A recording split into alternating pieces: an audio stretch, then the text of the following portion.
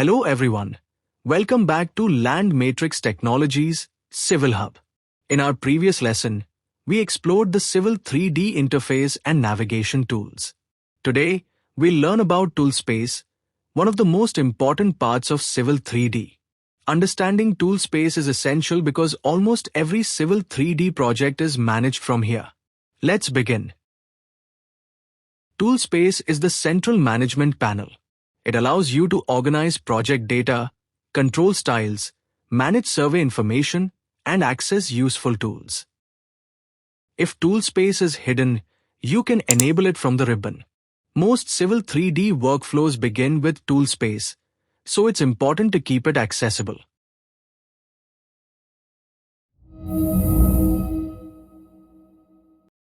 The Prospector tab is where your project objects are organized. Think of it as the project manager for your drawing. As you create points, surfaces, alignments, or profiles, they will appear here automatically. Even though these folders are empty now, they will become populated as we progress through the course.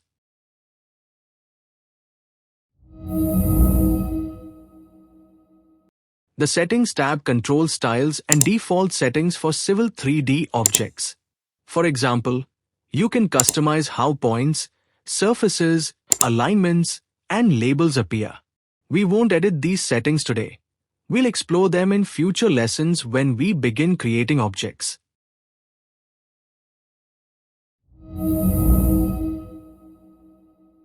The Survey tab is used to manage survey databases and field data. Surveyors often use this area to organize information collected from field equipment. If you're primarily a designer, you may not use this tab every day, but it's an important part of Civil 3D.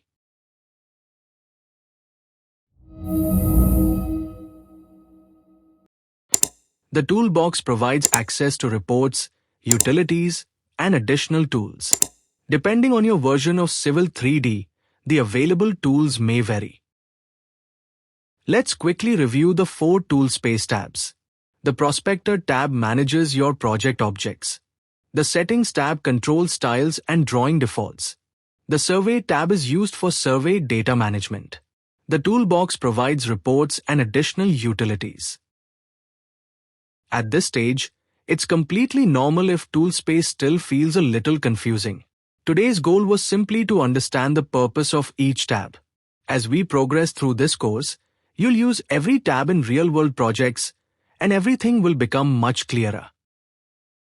In the next lesson, we'll explore drawing settings, including units, coordinate systems, and other essential options you should configure before starting a Civil 3D project. If you found this lesson helpful, please like, share, and subscribe to Land Matrix Technologies Civil Hub for more Civil 3D tutorials. Thank you for watching, and I'll see you in the next lesson.